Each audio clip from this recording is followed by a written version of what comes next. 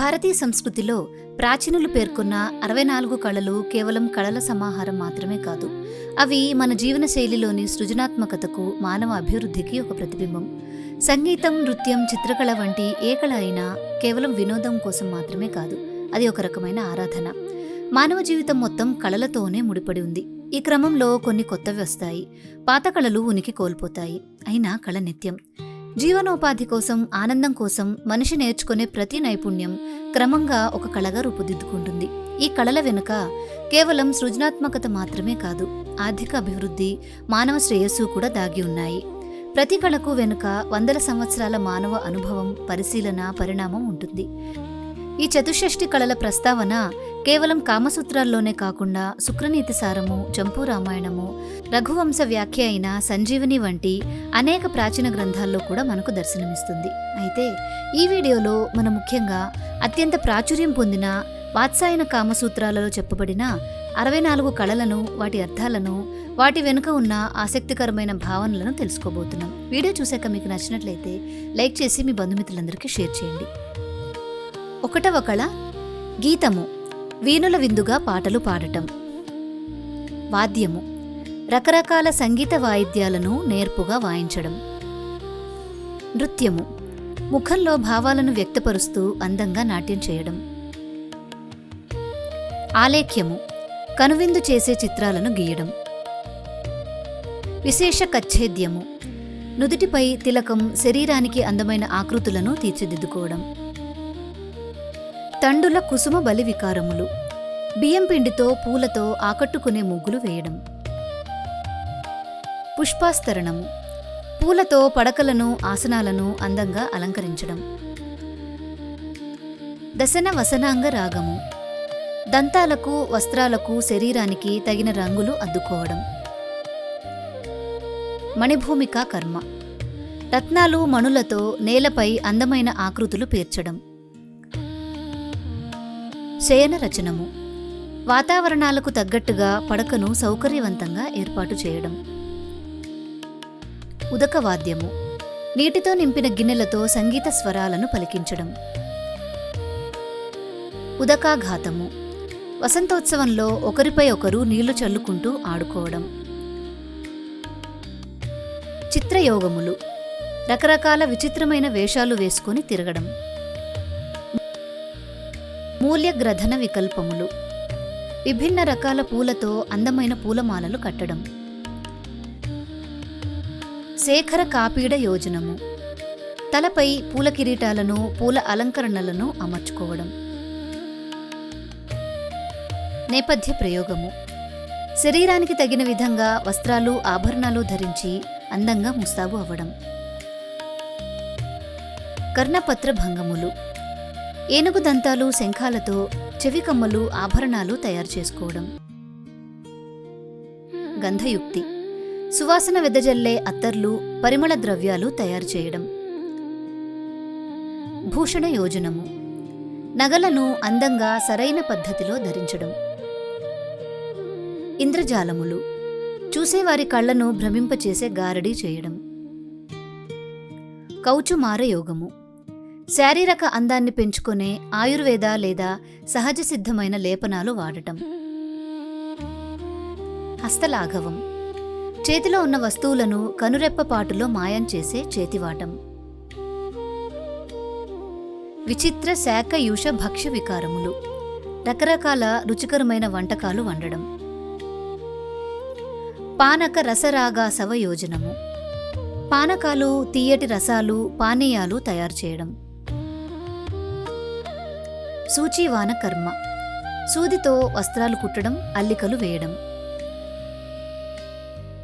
సూత్రక్రీడ, దారాలను కత్తిరించి లేదా కాల్చి మళ్లీ మామూలుగా అతికించి చూపించే గారడి. వీణ డమరుక వాద్యములు, వీణ, డమరుకం లాంటి వాయిద్యాలను వాయించడంలో నైపుణ్యం. ప్రహేళికలు, పైకి మామూలుగా కనిపిస్తూ లోపల లోతైన అర్థం దాగి ఉండే పొడుపు కథలు అడగడం.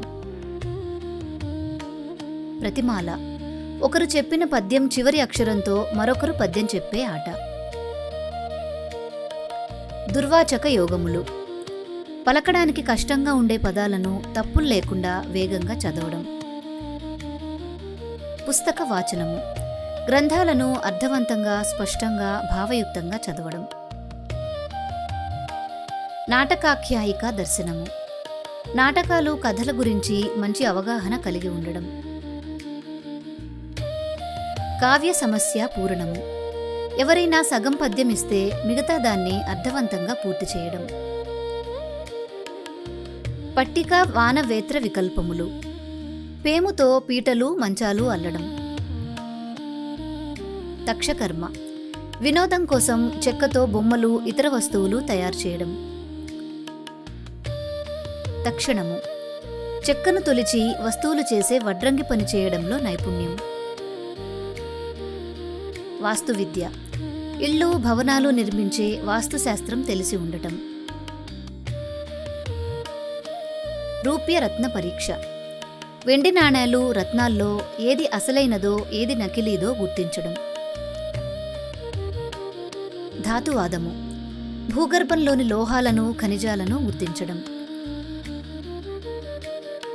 మణిరాగాకర జ్ఞానము. రత్నాల గనులను కనిపెట్టడం, ఆ మణులకు రంగులు అద్దడం. వృక్షాయుర్వేద యోగములు. చెట్ల పెంపకం, వాటికి వచ్చే రోగాలను నయం చేసే వైద్యం. మేష కుక్కుట లావక యుద్ధ విధి. పొట్టేళ్లు, కోళ్లు, పక్షులకు శిక్షణ ఇచ్చి వాటి మధ్య పందెములు నిర్వహించడం. సుఖసారిక ప్రలాపనము. రామచిలుకలు, గోరువంకలకు మనుషుల్లా మాట్లాడటం నేర్పించడం. ఉత్సాధన, సంవాహన, కేశమర్దన కౌశలము. ఒళ్ళు పట్టడం, పాదాలు వత్తడం, తలంటు పోయడంలో నైపుణ్యం. అక్షర ముష్టికా కథనము. పద్యాల్లో అక్షరాలు దాచిపెట్టి చెప్పడం లేదా చేతి సైగలతో మాట్లాడుకోవడం. మ్లేచ్ఛితక వికల్పములు. ఇతరులకు అర్థం కాకుండా అక్షరాలను మార్చి ఒక రహస్య భాషలో మాట్లాడుకోవడం. దేశ భాషా విజ్ఞానము. వివిధ ప్రాంతాల, దేశాల భాషలు నేర్చుకొని అనర్గళంగా మాట్లాడటం. పుష్పశకటిక. రథాలు, పల్లకీలను పూలతో అందంగా అలంకరించడం. నిమిత్త జ్ఞానము. శుభ, అశుభ శకునాలను పసిగట్టగలగడం. యంత్రమాతృక. రకరకాల యంత్రాలను తయారు చేయడం. ధారణ మాతృక. ఒకసారి విన్నది లేదా చదివింది మర్చిపోకుండా గుర్తుపెట్టుకునే జ్ఞాపక శక్తి. సంపాఠ్యము. ఒకరు చదువుతుంటే మిగతా వారు శృతి కలిపి వారితో పాటు చదవడం. మానసీ క్రియ. మనసును కేంద్రీకరించి ఆలోచించడం, మానసిక ఏకాగ్రత. కావ్యక్రియ. కవిత్వం లేదా కావ్యాలు రాయడం. అభిధాన కోశ ఛందో విజ్ఞానము. పదకోశాలు, పద్య లక్షణాలు తెలిపే ఛందస్సు గురించి తెలిసి ఉండటం. క్రియాకల్పము. కావ్యాల్లో వాడే అలంకారాలు, వర్ణనల గురించి శాస్త్ర పరిజ్ఞానం. చలితక యోగములు. ఇతరులు గుర్తుపట్టకుండా మారువేషాలు వేసుకొని తిరగడం. వస్త్రగోపనం. వస్త్రాలను అత్యంత నేర్పుతో దాయడం లేదా మాయం చేయడం. ద్యూత విశేషములు. జూదములకు సంబంధించిన మెలకువలు, రహస్యాలు తెలిసి ఉండటం. ఆకర్ష క్రీడలు. పాచికలు వేసి ఆడే ఆటలు ఆడడం. బాల క్రీడనకములు. పిల్లల ఆటల గురించి తెలిసి ఉండటం, వారితో ఆడుకునే బొమ్మలు చేయడం. వైనయిక జ్ఞానము. ఏనుగులు, గుర్రాలను మచ్చిక చేసుకునే శాస్త్రం, క్రమశిక్షణ. వైజయిక విద్యలు. విజయ సాధనకు అవసరమైన వ్యూహాలు తెలిసి ఉండటం. వ్యాయామిక జ్ఞానము. శరీర బలాన్ని పెంచే వ్యాయామం, కసరత్తుల గురించి తెలిసి ఉండటం. మరి ఈ 64 కళల్లో మిమ్మల్ని అత్యంత ఆశ్చర్యపరిచిన కళ ఏది? నేటి కాలానికి వీటిలో ఏ కళ అత్యవసరం అని మీరు భావిస్తున్నారు? మీ విలువైన అభిప్రాయాల్ని కామెంట్ చేయండి.